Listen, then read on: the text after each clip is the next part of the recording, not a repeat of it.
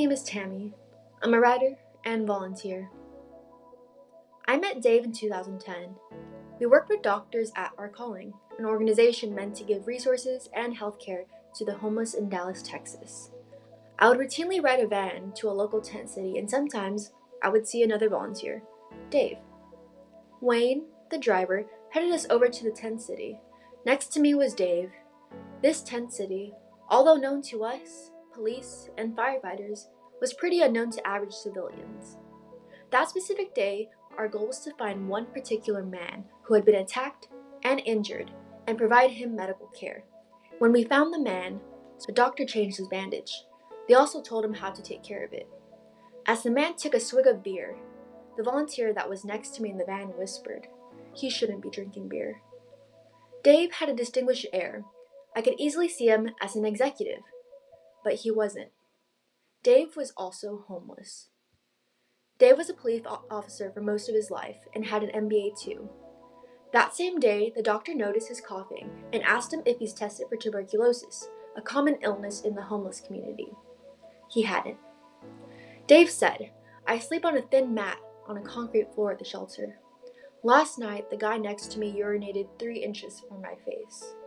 As we volunteered throughout the day, I learned more about him. Dave had a family and a life. He had a house, a former wife, kids, and a career. His life turned for the worse when he was fired from his job as a police chief. A year later, his wife divorced him and gained custody of his 2 kids, leaving him. After this, he found himself suffering from depression, unable to reach out for help due to feeling ashamed.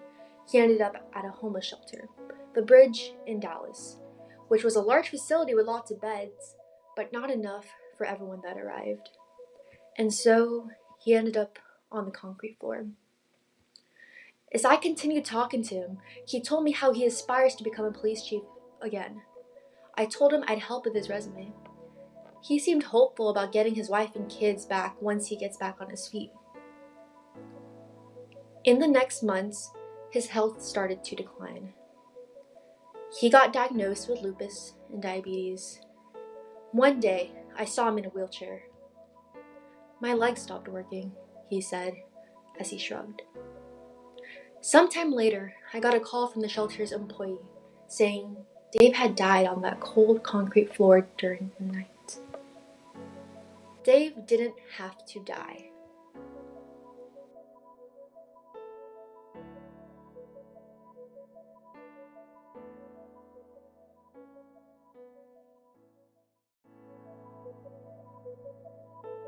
In the United States, the number of homeless people is estimated at 552,830. Approximately 17 people per 10,000 experience homelessness each day.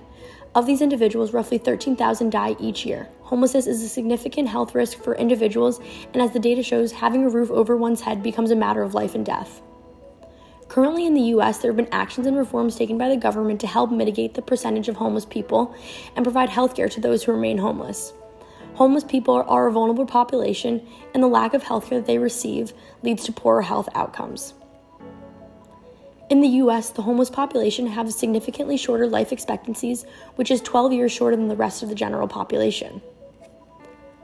Homeless people are exposed to communicable diseases such as TB, respiratory illnesses, flu, and hepatitis, as well as chronic health conditions such as high blood pressure, diabetes, and asthma. In order to combat these poor health outcomes for the vulnerable homeless population, the U.S. has tried to set up programs to give homeless people better access to care. In the U.S., there is a program called Healthcare for the Homeless, also known as HCH. This is the only program in the U.S. that is federally funded and aimed to provide healthcare to the homeless. The HCH program was established through the McKinney Homeless Assistance Act of 1987. HCH programs have been set up all around the country. Each program is required to provide primary health care, substance abuse services, emergency care, outreach, and assistance in qualifying for housing. Many of these HCH programs also provide additional resources such as dental care, mental health treatment, and supportive housing. While this is a great program and able to help many people with access to primary care, HCH programs do not meet the needs of the majority of homeless Americans. People need a roof over their head, and that alone can mitigate many of these health disparities. But HCH programs have been effective in that they've been able to help many homeless people. In 2008, the National Healthcare for the Homeless Council estimated that HCH programs have helped serve more than 740,000 homeless people per year. While this is a large number, there are still underserved homeless people who are dying due to inadequate access to care and no one to turn to for assistance to get healthy.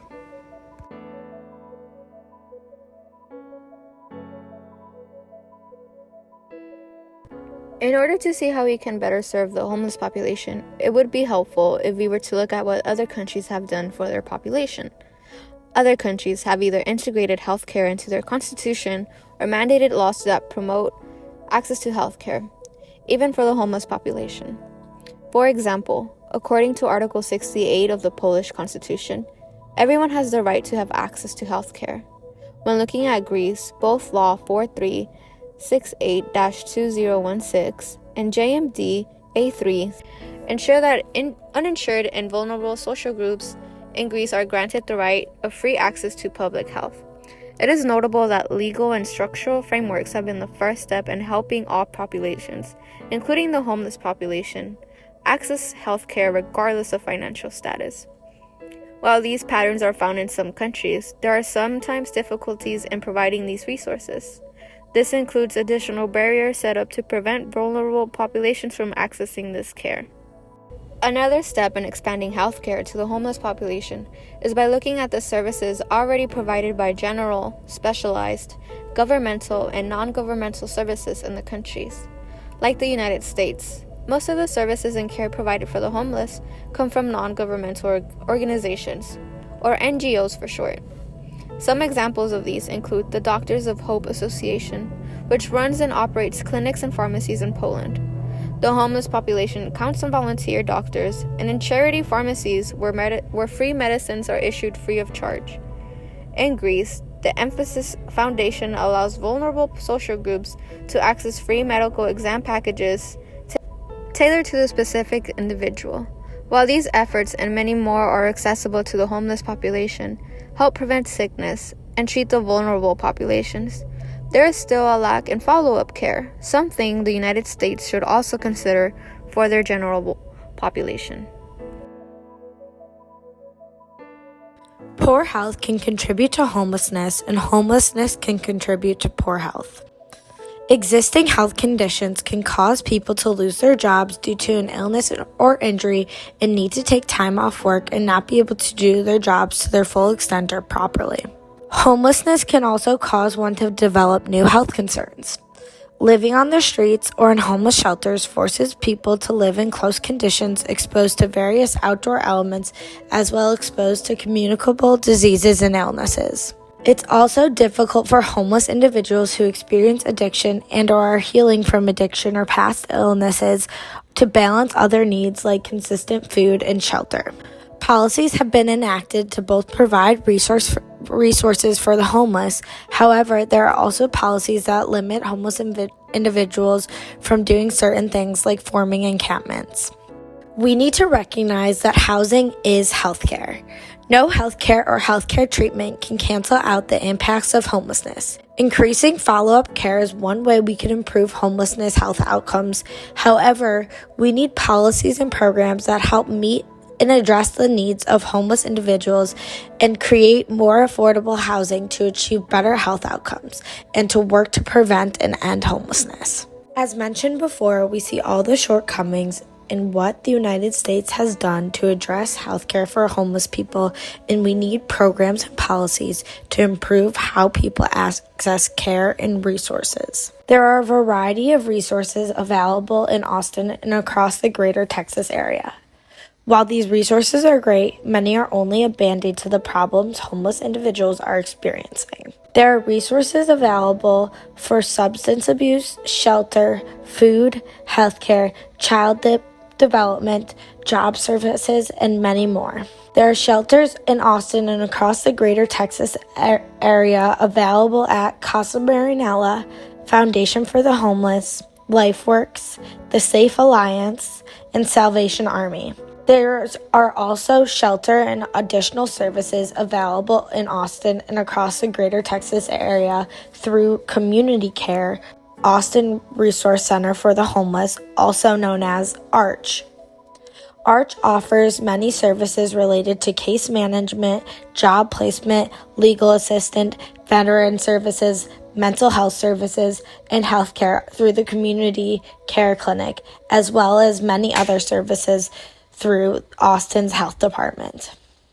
You can help the Austin and Greater Texas homeless individuals through the Texas Homeless Network, which helps educate community members, collaborate and form advocacy groups, as well as develop resources and spread awareness on the impacts of homelessness.